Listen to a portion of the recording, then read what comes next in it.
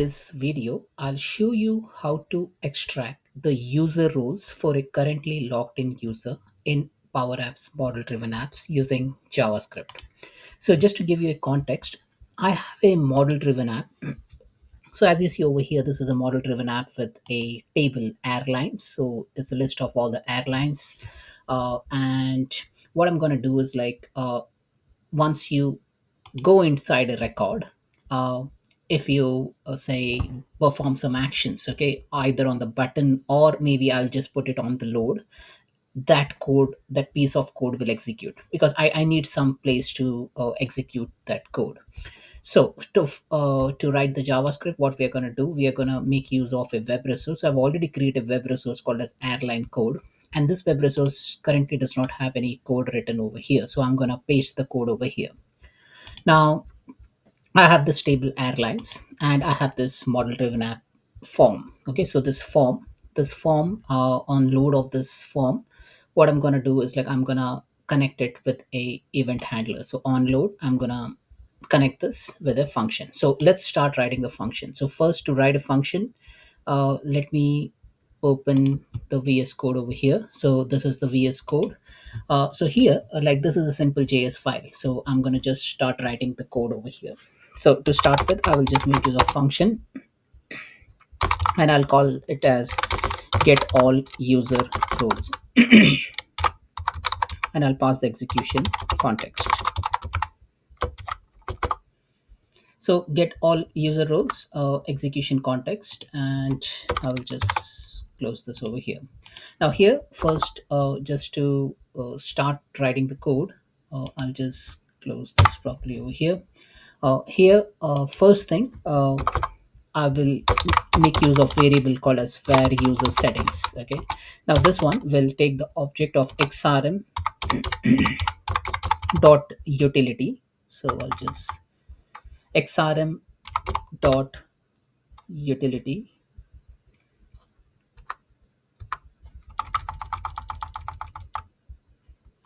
dot get global context dot user settings. Okay, so it has already suggested me the code because I've already using Copilot. Okay, now where user settings is xrm.utility.get global context dot user setting will give you all the settings in a variable.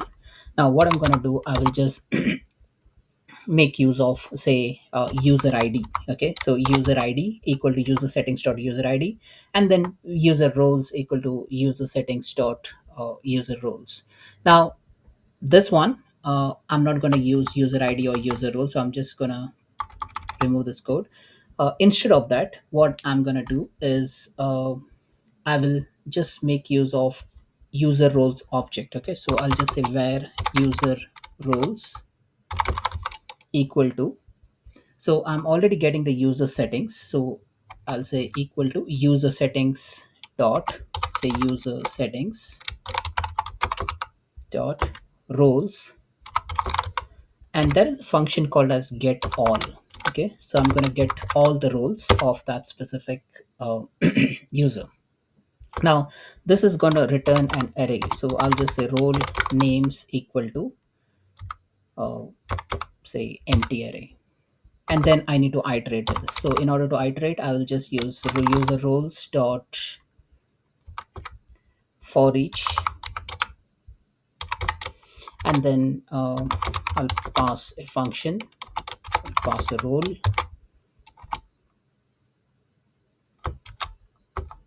and I'll just say role names dot push role dot name. Okay, now what this will do is basically we are iterating through user roles. So user roles is going to get all the roles for that specific or the logged in user, and I'm going to push that in the role names array, and then once this is done, I'll just close this, and if I want to print, I will just say alert, or I can just put it in console.write, and I'll say role names dot join, comma, and that's it.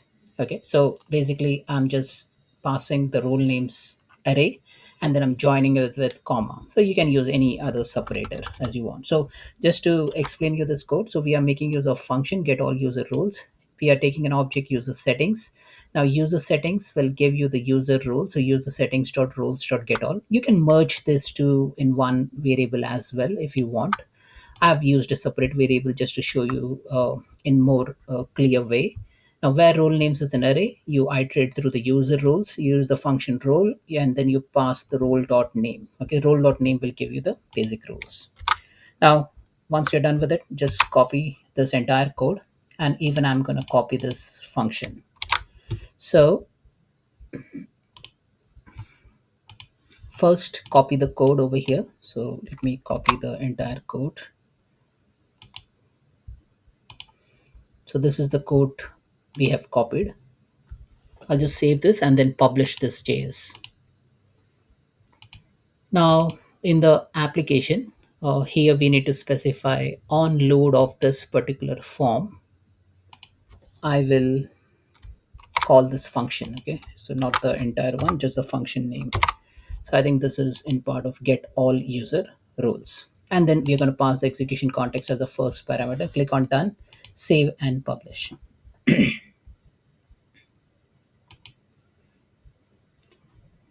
Now I'll go back, go to the model driven app, press F12 just to show me the developer tool. I'll just do a hard refresh.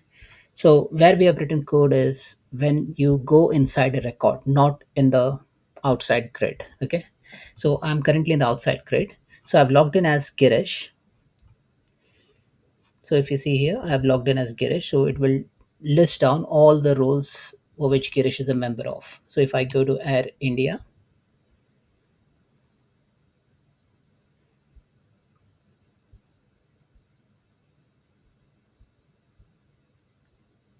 then once this is loaded and if the JS is updated, then it should show me the uh, value. So it says user roles dot for each is not a function.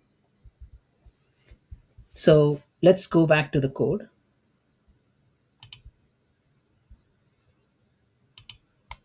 So here, as you see, user roles dot for each. Now this E should be capital.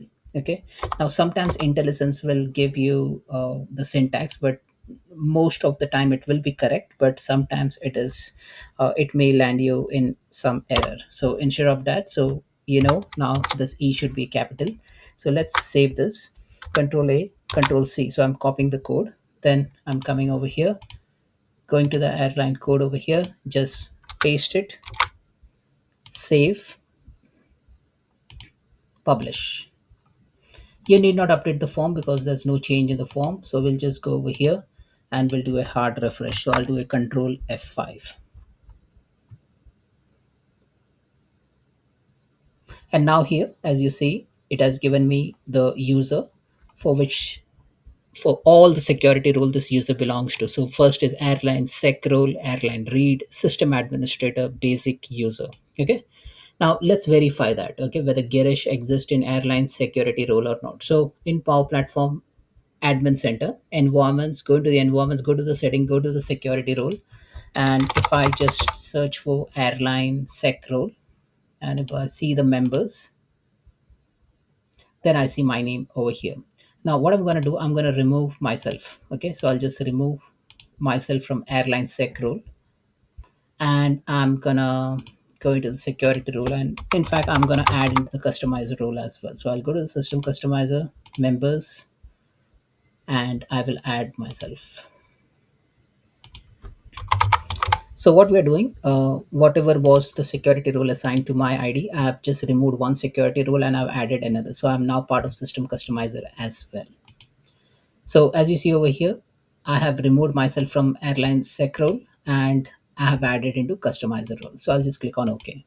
Now again, if you want to see the refreshed output, just do a control F5 and then it will load the form and then it will execute that JavaScript, which will list down all the security role. Now, as you see over here, airline sec role is gone and customizer has come in because we have just made that changes in the backend.